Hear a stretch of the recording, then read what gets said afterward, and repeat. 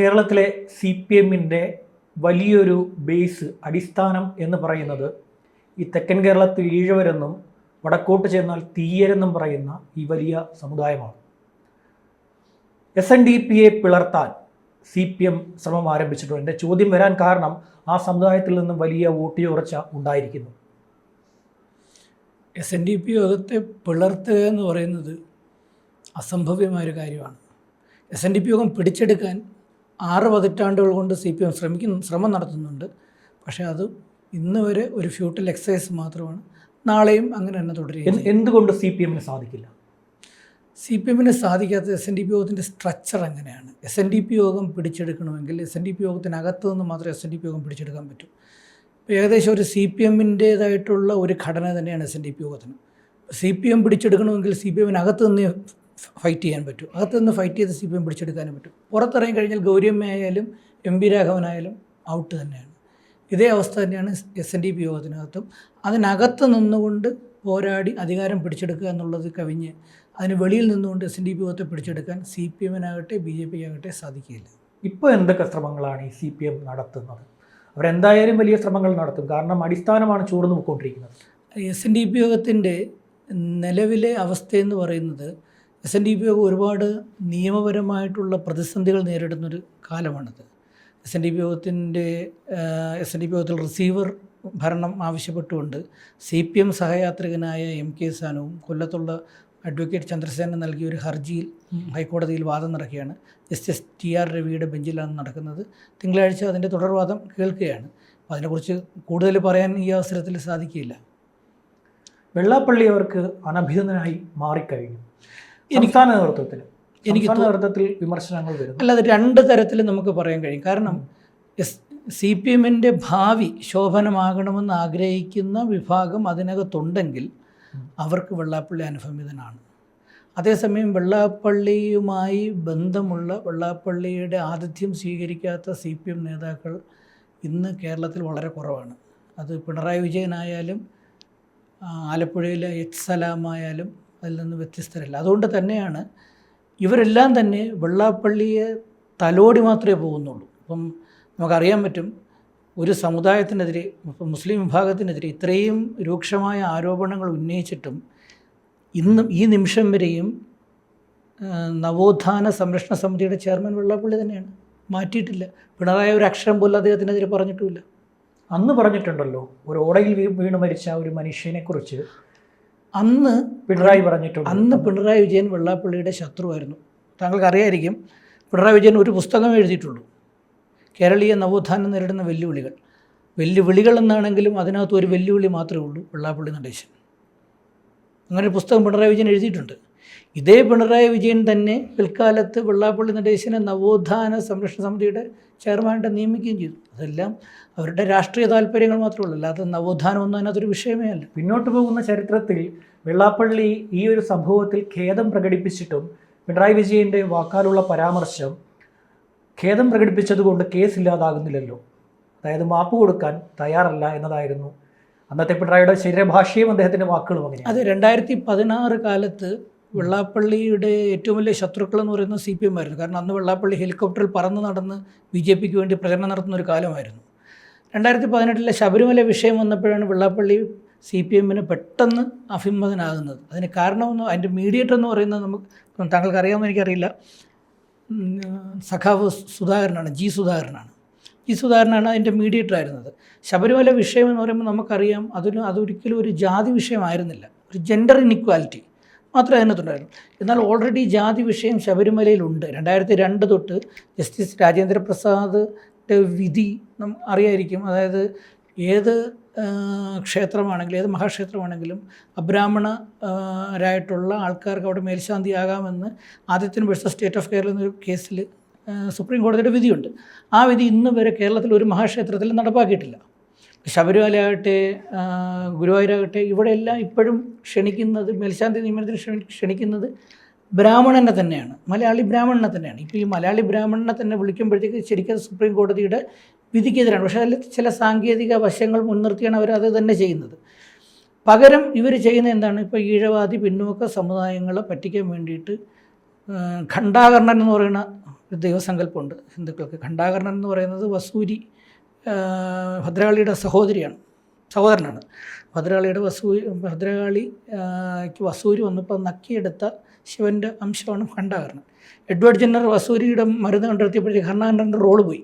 പക്ഷേ ഖണ്ഡാകർണ ക്ഷേത്രങ്ങളിൽ ആളും അനക്കമില്ലാത്ത അന്ത്യത്തിരി വയ്ക്കാൻ പോലും കാശില്ലാത്ത ഖണ്ഡാകർണ ക്ഷേത്രങ്ങളിൽ 1-2 മേൽശാന്തിയെ നിയമിച്ചിട്ട്, ഈഴവരായിട്ടുള്ള മേൽശാന്തിമാരെ നിയമിച്ചിട്ട്, ഇതാണ് നവോത്ഥാനം എന്ന് പറയുന്ന വലിയ തട്ടിപ്പാണ് യഥാർത്ഥത്തിൽ CPM നടത്തുന്നത്. ഈ ക്ഷേത്രങ്ങളിൽ, മഹാക്ഷേത്രങ്ങളിലൊന്നും ഇന്നും ഇപ്പം ഈ പറയുന്ന ഭയങ്കര നവോത്ഥാനം നടപ്പാക്കിയെന്ന് പറയുന്ന CPM പോലും ഒരു മഹാക്ഷേത്രത്തിൽ പോലും ഒരു ഈഴവനോ അല്ലെന്നുണ്ടെങ്കിൽ ഒരു പൊലയനോ പറയനോ മേൽശാന്തി നിയമിച്ചിട്ടില്ല. അപ്പം ഈ CPMൻ്റെ നവോത്ഥാനം എന്ന് പറയുന്നത് വെള്ളാപ്പള്ളിയുടെ നവോത്ഥാനം പോലെ അപ്പം കാണുന്ന അപ്പം എന്ന് വിളിക്കുന്ന ആ ഒരു കൺസെപ്റ്റ് മാത്രമേ ഉള്ളൂ. അതുകൊണ്ട് തന്നെ വെള്ളാപ്പള്ളി നടേശൻ എന്ന് പറയുന്ന വ്യക്തി CPMന് അഭിമതനുമാണ്, അനഭിമതനുമാണ്. അത് ഓരോ കാലം ചെല്ലുന്തോറും അവർക്ക് എപ്പോഴാണ് അതിന് നേട്ടം വരുന്ന ആ സമയത്ത് അഭിമതനാവും, അവർക്ക് നേട്ടമില്ലാത്ത സമയത്ത് മാറ്റി നിർത്തും. ചരിത്രത്തിൽ എപ്പോഴെങ്കിലും CPMൻ്റെ ഇത്രയും വർഷത്തെ ചരിത്രത്തിൽ എപ്പോഴെങ്കിലും ഈ സമുദായത്തിൽ നിന്ന് ഇത്രയും വലിയ വെല്ലുവിളി ഇവർക്ക് നേരിടേണ്ടി വന്നിട്ടുണ്ട്? ഇല്ല. കാരണം ഈഴവ സമുദായത്തിൻ്റെ ഒരു ചരിത്രം എന്ന് പറയുമ്പോഴത്തേക്ക് അതിനകത്തൊരു മതേതരത്വം അതിനകത്തുണ്ട്. ഈഴവ സമുദായം വേറൊന്നുമല്ല, ഗുരുവിൻ്റെ ആ ഒരു സ്വാധീനം തന്നെയാണ്. ഇപ്പോൾ ശ്രീനാരായണ ഗുരുദേവൻ്റെ ഒരു സ്വാധീനം എന്ന് പറയുമ്പം സ്വാഭാവികമായും ഗുരുവിനെക്കുറിച്ച് പഠിക്കുന്ന, അല്ലെങ്കിൽ ഗുരുവിനെ ആരാധിക്കുന്ന, അല്ലെങ്കിൽ ഗുരുവിനെ ആദരിക്കുന്ന ഒരു മനുഷ്യന് മതേതരനാകാനേ കഴിയും. അവന് ജാതി പോലും അവന് തോന്നാൻ സാധ്യതയില്ല. അപ്പോൾ അങ്ങനെയുള്ളൊരു മതേതരത്വ സങ്കല്പം ഈഴവ സമുദായത്തിനുണ്ടായത്. അതിനോട് അടുത്ത് നിൽക്കുന്ന ഒന്നാണ് കമ്മ്യൂണിസം. ഇപ്പം ആത്മാവ് ശരീരത്തിൻ്റെ ഉപോൽപ്പന്നമാണ് എന്നുള്ള ഒരു ഭാഗം മാറ്റി നിർത്തിക്കഴിഞ്ഞാൽ എല്ലാവരെയും ഒന്നായി കാണുന്ന ആ ഒരു സങ്കല്പത്തിന് അടുത്ത് നിൽക്കുന്ന ഒന്നാണ് കമ്മ്യൂണിസം. അതുകൊണ്ട് തന്നെ ഈഴവ സമുദായത്തിന് കമ്മ്യൂണിസത്തോട് ഒരു അടുപ്പമുണ്ടായിരുന്നു. പക്ഷേ കമ്മ്യൂണിസത്തിന് സംഭവിച്ച ജീർണത, അതിനോടൊപ്പം തന്നെ ഈ കേരളത്തിൻ്റെ സാഹചര്യം എടുത്ത് നോക്കിക്കഴിഞ്ഞാൽ കേരളത്തിൽ ക്രിസ്തുമതമായാലും ഇസ്ലാം ആയാലും അതിനുണ്ടാകുന്നൊരു വളർച്ച, ഇല്ലാത്തൊരു വളർച്ച അവർ ഉയർന്നുണ്ട്. അവരുടെ കഴിവുകൊണ്ടാണ്. ആ ഉയർച്ചയിൽ ഈഴവർക്കുണ്ടായ ഒരു ചെറിയ ഇപ്പോൾ എന്താ പറയുക, ആ ഒരു അവരുടെ ഒരു അങ്കലാപ്പ്, പലതരത്തിലുള്ളൊരു അങ്കലാപ്പ് ആണ് ഇപ്പോൾ യഥാർത്ഥത്തിലൊരു ഹൈന്ദവ രീതിയിലേക്ക് ഈഴവർ ചിന്തിക്കാനിടയായത്. ഈ സമുദായം അരികുവൽക്കരിക്കപ്പെടുന്നു എന്ന് തോന്നൽ ഈ സമുദായങ്ങൾക്ക് ഉണ്ടാകുന്നു. തീർച്ചയായും ആ അരികുവൽക്കരിക്കപ്പെടുന്ന ഒരു തോന്നലിനെ നിലനിർത്തുക എന്നുള്ളതാണ് യഥാർത്ഥത്തിൽ ഇപ്പോൾ BJPയുടെ ലക്ഷ്യമെങ്കിൽ ഈ സമുദായത്തിൻ്റെ ഒരു കാലത്ത് ഒരു 100-200 വർഷം, ഇപ്പോൾ ഈഴവരുടെ ചരിത്രം എടുത്ത് നോക്കിക്കഴിഞ്ഞാൽ BC 3-ാം നൂറ്റാണ്ട് മുതൽ ഈഴവരുടെ ചരിത്രം രേഖപ്പെടുത്തിയിട്ടുണ്ട്. ലിഖിത ചരിത്രമുണ്ട്. BC 3-ാം നൂറ്റാണ്ടിൽ അരട്ടപ്പട്ടി ശാസനം തൊട്ട് ലിഖിത ചരിത്രമുണ്ട് ഈഴവരുടെ. അതിലൊരു 200-300 വർഷം മാത്രമാണ് ഈഴവ സമുദായം കുറച്ച് മുഖ്യധാരയിൽ നിന്ന് പിന്തള്ളപ്പെട്ടത്. ഈ 200 വർഷത്തെ ചരിത്രം എടുത്ത് ജാതി പറഞ്ഞ് സംഘടനകൾ ഉണ്ടാക്കുക എന്നുള്ളതാണ് CPMൻ്റെ ലക്ഷ്യമെങ്കിൽ നിങ്ങൾ പുറകിലോട്ടായി പോകുന്നു, ന്യൂനപക്ഷങ്ങൾ മുന്നോട്ട് കയറി വരുന്നു എന്നുള്ള ഒരു അജണ്ട BJP മുന്നോട്ട് വയ്ക്കുന്നുണ്ട്. പക്ഷേ ആ അജണ്ടയിൽ സ്വാഭാവികമായും അതിനകത്ത് വാസ്തവമുണ്ടെന്ന് ഈഴവർക്ക് തോന്നുന്നത് കൊണ്ടും നരേന്ദ്രമോദി എന്ന് പറയുന്ന ഒരു ബിംബം, അത് ഇല്ലെന്ന് പറയാനൊക്കില്ല, ആ ബിംബത്തിന് മേലൊരു പ്രതീക്ഷ ഉള്ളത് കൊണ്ടും ഈഴവർ കൂടുതലും BJPയിലേക്ക് പോവുകയാണ്. അതിനൊരു തിരിച്ചുവരവുണ്ടാവുമെന്ന് എനിക്ക് തോന്നുന്നില്ല. ഈ സമുദായം ഈ വടക്കൻ മേഖലകളിലോട്ട് ചെന്നാൽ, വടക്കോട്ട് ചെന്ന് കഴിഞ്ഞാൽ വലിയ തോതിൽ ഈ തീയർ അവിടെ കൊല്ലാനും ചാകാനും ഉപയോഗിക്കപ്പെടുന്നത്, CPM ഉപയോഗിക്കുന്നത് ഈ സമുദായത്തെയാണ്. അതിലൊരു തിരിച്ചറിവ് ഈ സമുദായത്തിനുണ്ടായിട്ടുണ്ട്. തിരിച്ചറിവുണ്ടാന്ന് പറഞ്ഞാൽ അത് അവരുടെ ഇപ്പം വടക്കൻ കേരളത്തിൻ്റെ ഒരു പ്രത്യേകതയാണത്. നമ്മുടെ ഒരു 1300 തൊട്ടെടുത്ത് കഴിഞ്ഞാൽ വടക്കൻ പാട്ടുകളിലൊക്കെ തന്നെ മറ്റുള്ളവർക്ക് വേണ്ടി ചാവുക എന്നുള്ളതായിരുന്നു അന്നത്തെ തീയന്മാരുടെ ഒരു രീതി. അപ്പോൾ ശരിക്കും തീയരും ഈഴവരും എന്ന് പറയുന്നത് അതിൻ്റെ സെമാൻറ്റിക് ഹിസ്റ്ററി നോക്കിക്കഴിഞ്ഞാൽ തീവ് അഥവാ ദ്വീപിൽ നിന്ന് വന്നവർ തീയർ, ഈഴത്തനാട് ശ്രീലങ്കയിൽ നിന്ന് വന്നവർ ഈഴവർ എന്നുള്ളൊരു കൺസെപ്റ്റ്, അല്ലെങ്കിൽ വേറെ വ്യത്യാസമൊന്നുമില്ല. പിന്നെയുള്ള പ്രാദേശികമായ ചില ആചാരങ്ങളുടെ വ്യത്യാസം മാത്രമേ ഉള്ളൂ. പക്ഷേ വടക്കുള്ളവരുടെ ആ ഒരു രീതി എന്ന് പറയുന്നത് അവർ കൂടുതലും കുറച്ചുകൂടി അഗ്രസീവായിട്ടുള്ള മൈൻഡ് സെറ്റ് ഉള്ളവരാണ്. ഇപ്പം അവരാരാധിക്കുന്നത് മുത്തപ്പനെയാണ്, കാളിയാണ്. അപ്പോൾ അങ്ങനെയുള്ള ഒരു മൈൻഡ് സെറ്റുള്ള അവരെ ഉപയോഗിക്കാൻ എളുപ്പമാണ്. പ്രത്യേകിച്ച് ഈ ഇത്തരത്തിലുള്ള ആൾക്കാർ, ഇപ്പം പഠാന്മാരെ പോലെ ഇവരെ ഉപയോഗിക്കാൻ എളുപ്പമാണ്. ആ ഉപയോഗിക്കുന്നതിൽ ഏറ്റവും കൂടുതൽ വിജയിച്ചിരുന്നത് കമ്മ്യൂണിസ്റ്റ് പാർട്ടിയാണ്. ഇപ്പം നമ്മൾ നോക്കിക്കഴിഞ്ഞാൽ അതിപ്പം ഈഴവരെ മാത്രം പറഞ്ഞിട്ട് കാര്യമില്ല. ഇപ്പം കൊല്ലപ്പെട്ടവരുടെ ലിസ്റ്റ് എടുത്ത് കഴിഞ്ഞാൽ, ഇപ്പോൾ രാഷ്ട്രീയ സംഘടനകളിൽ കൊല്ലപ്പെട്ടവരുടെ ലിസ്റ്റ് എടുത്ത് കഴിഞ്ഞാൽ എനിക്ക് തോന്നുന്നു TP ചന്ദ്രശേഖരനെ പോലുള്ള 1-2 പേരൊഴിച്ച് ബാക്കിയെല്ലാം പിന്നോക്ക വിഭാഗങ്ങളിൽപ്പെട്ട, പ്രത്യേകിച്ചും തീയരാണ്. ജേഷൻ മാസ്റ്ററൊക്കെ മാറ്റി നിർത്തി കഴിഞ്ഞാൽ ജേഷൻ മാസ്റ്ററൊക്കെ ഉള്ളൂ നമ്പ്യാർ വിഭാഗത്തിൽ നിന്ന് വന്നിട്ടുള്ളത്. ബാക്കിയെല്ലാം തീയ വിഭാഗത്തിൽ നിന്നുള്ളവരാണെന്ന് ഞാൻ മനസ്സിലാക്കിയിട്ടുണ്ട്. അതെ, തീയരാണ്. എന്നിട്ടും ഈ സമുദായം CPM-ന്റെ പിന്നാലെ നടന്നു. അവരുടെ അറിവുകേടാണ്, അവരുടെ വിവരക്കേടാണ്. അവർ വിചാരിക്കുന്നത് ഇപ്പം നമുക്ക് ശ്രദ്ധിച്ചാൽ നമുക്ക് മനസ്സിലാവും, സെമിറ്റിക് മതങ്ങൾ മരണശേഷമുള്ളൊരു സ്വർഗത്തെയാണ് അവർ വാഗ്ദാനം ചെയ്യുന്നത്. അതേസമയം കമ്മ്യൂണിസ്റ്റ് പാർട്ടി നൽകുന്ന വാഗ്ദാനം എന്ന് പറയുന്നത് നല്ലൊരു നാളെ നിങ്ങൾക്ക് നൽകുമെന്നാണ്. പക്ഷേ ഈ നല്ലൊരു നാളെ നിങ്ങൾക്ക് നൽകുമെന്നുള്ളൊരു അവരുടെ വാഗ്ദാനം പൊളിയുന്നത് അവർക്ക് തുടർഭരണം കിട്ടുമ്പോഴാണ്. നമ്മൾ ലോകം മുഴുവൻ എടുത്തു കഴിഞ്ഞാൽ എവിടെയെല്ലാം കമ്മ്യൂണിസ്റ്റ് പാർട്ടി തുടർഭരണം നടത്തിയിട്ടുണ്ടോ അവിടെ എല്ലാം അത് പൊളിഞ്ഞു പോകും. കാരണം നാളെ എന്നതും അവരുടെ കയ്യിൽ തന്നെ നിൽക്കുകയാണ്. അപ്പോൾ നാളെ അവരുടെ കയ്യിൽ തന്നെ നിൽക്കുമ്പോഴത്തേക്ക് അവർക്ക് പിന്നെ വാഗ്ദാനം കൊടുക്കാൻ പറ്റാതായിപ്പോൾ. അപ്പോൾ ആ ഒരു നാളെക്കുറിച്ചുള്ളൊരു പ്രതീക്ഷ കൊടുക്കാൻ പറ്റാത്ത അവസ്ഥയിലാണ് കമ്മ്യൂണിസ്റ്റ് പാർട്ടി തകരുന്നത്. കേരളത്തിൽ തന്നെ നോക്കിക്കഴിഞ്ഞാൽ ഈ ഒരു 5 വർഷവും കൂടി പിണറായി ഭരിക്കുകയാണെങ്കിൽ അതിൻ്റെ കാര്യത്തിൽ ഏകദേശം തീരുമാനമാകും എന്നുള്ളത് ഉറപ്പാണ്. കാരണം പിന്നെ കൊടുക്കാൻ വാഗ്ദാനങ്ങളില്ല. ഈ സമുദായത്തിൻ്റെ സംഘടന അവിടെ പ്രവർത്തിക്കാൻ സമ്മതിക്കുന്നില്ല. പാർട്ടി ഗ്രാമങ്ങളെന്ന് പറയുന്നതെല്ലാം ഈ തീയ സമുദായത്തിൻ്റെ ഭൂരിപക്ഷ മേഖലകളാണ് പാർട്ടി ഗ്രാമങ്ങൾ. ഈ മതന്യൂനപക്ഷങ്ങളുടെ മേഖലകളിൽ അവർക്ക് സ്വതന്ത്രമായി മതാടിസ്ഥാനത്തിൽ സംഘടന പ്രവർത്തിക്കാനും അവരുടെ മതവിശ്വാസം പുലർത്താനും പറ്റുന്നു. ഇവർക്കത് സാധിക്കുന്നില്ല.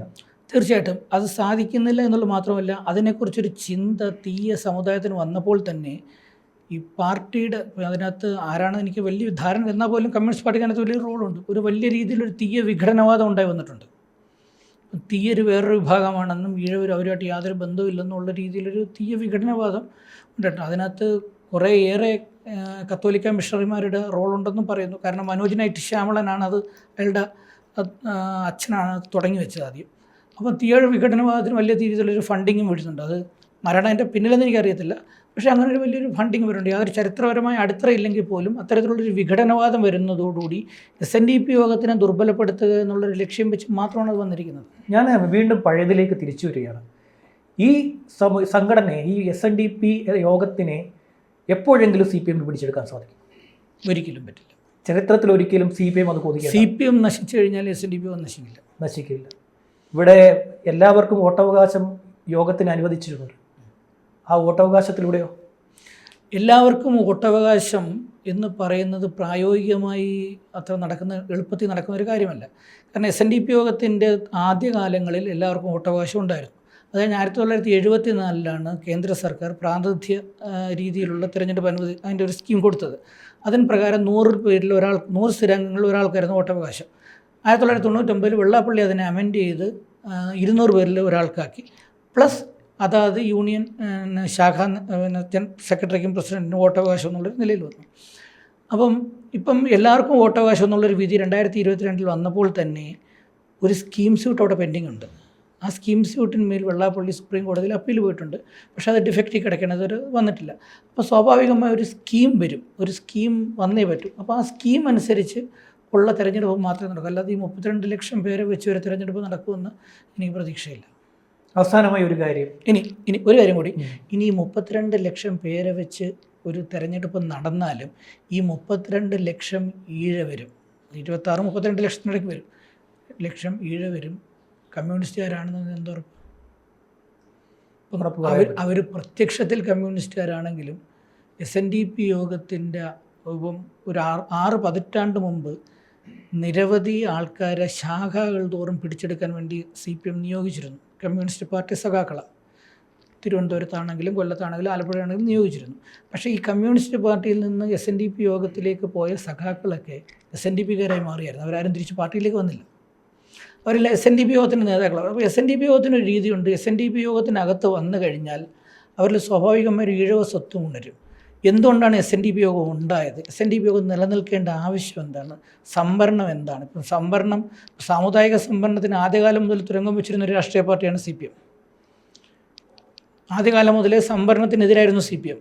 BJP കേന്ദ്രത്തിൽ 10% EWS സാമ്പത്തിക സംവരണം നടപ്പാക്കുന്നതിനും വർഷങ്ങൾക്ക് മുമ്പ് 96% സവർണറുള്ള തിരുവിതാംകൂർ ദേവസ്വം ബോർഡിൽ 10% സാമ്പത്തിക സംവരണം കൊണ്ടുവന്ന ആളാണ് പിണറായി വിജയൻ.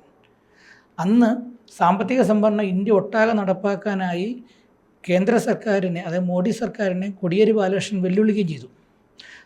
EMSൻ്റെ കാര്യം തന്നെ അറിയാമല്ലോ. ക്രിമിനലിന് വേണ്ടി ഏറ്റവും കൂടുതൽ വാദിച്ച EMS ആണ്. മാത്രമല്ല ഭരണപരിഷ്കാര കമ്മിറ്റിയിൽ ആദ്യം വന്ന ഭരണപരിഷ്കാര കമ്മിറ്റിയിൽ EMS പറഞ്ഞൊരു വാദം, സാമുദായിക സംവരണം കൊണ്ടുവന്നാൽ ഭരണ സംവിധാനത്തിൻ്റെ കാര്യക്ഷമത ഇല്ലാതാവുമെന്നാണ്. അപ്പം ഇവരുടെ ഒരു ലൈൻ എന്ന് പറയുന്നത് സാമ്പത്തിക സംവരണത്തിന് അനുകൂലമാണ്. അതുകൊണ്ടാണ് എനിക്ക് തോന്നുന്നത് അംബേദ്കർ ബ്രാഹ്മൺ ബോയ്സ് എന്ന് കമ്മ്യൂണിസ്റ്റ് പാർട്ടിയെ വിളിക്കാൻ കാരണം. അപ്പോൾ ആ ഒരു ലൈനാണ് അവർക്കുള്ളത്. ആ ഒരു ലൈൻ ഉള്ളിടത്തോളം കാലം ഇത് യഥാർത്ഥത്തിൽ ഈ പാർട്ടി സഖാക്കളായിട്ടുള്ള ഈഴവർക്ക് ഇതിനെക്കുറിച്ച് വലിയ ധാരണയില്ല. എന്നാൽ SNDP യോഗത്തിൽ വരുമ്പോൾ അവർക്ക് കൂടുതലും അവരുടെ സമൂഹത്തെ, അവരുടെ സമുദായത്തെക്കുറിച്ച് ബോധം ഉണ്ടാവുകയും അവരുടെ ഫ്യൂച്ചർ ഇതിനെക്കുറിച്ച് അവർ ചിന്തിക്കുകയും അവർ വന്ന വഴിത്താരകളെക്കുറിച്ച് അവർ ആലോചിക്കുകയും ചെയ്യുമ്പോൾ അവരൊരിക്കലും ഒരു തിരിച്ചുപോക്ക് അവർക്ക് ഉണ്ടാകത്തില്ല. അവസാനമായ ഒരു കാര്യം ഞാൻ അങ്ങോട്ട് പറയാം. ഒരു കുപ്പിയിൽ നിന്നും ചോർന്ന വെള്ളത്തെ എളുപ്പത്തിൽ അതേ രീതിയിൽ ആ കുപ്പിയിൽ നിറയ്ക്കുക സാധ്യമല്ല. അതുപോലെയാണ് CPM-ൽ നിന്ന് ചോർത്ത ഈഴ വോട്ട്. അത് തിരിച്ചു പോകുന്ന എനിക്ക് ഒരു വിശ്വാസമില്ല. പക്ഷേ അതിനകത്ത് അവിടെ വേറൊരു കാര്യമുണ്ട്. ഇപ്പോഴത്തെ അതേ പാറ്റേൺ BJP പിന്തുടരണം. BJP അതൊരു പാഠമാക്കിയിട്ടാണ്. BJPക്ക് അതൊരു പാഠം, ഇതിൽ നിന്ന് BJP പാഠം പഠിച്ചാൽ ആ പോയ വോട്ടുകളെല്ലാം അവർക്ക് അസറ്റാവും. ഇല്ലെന്നുണ്ടെങ്കിൽ എങ്ങോട്ട് വേണോ തിരിയാം. നന്ദി. കൂടുതൽ വാർത്തകളും വിശേഷങ്ങളും നിങ്ങളിലേക്ക് എത്താൻ ABC മലയാളം സബ്സ്ക്രൈബ് ചെയ്യുക, ബെൽബട്ടനും അമർത്തുക. കൂടുതൽ വാർത്തകളും വിശേഷങ്ങളും നിങ്ങളിലേക്ക് എത്താൻ ABC മലയാളം സബ്സ്ക്രൈബ് ചെയ്യുക, ബെൽബട്ടനും അമർത്തുക.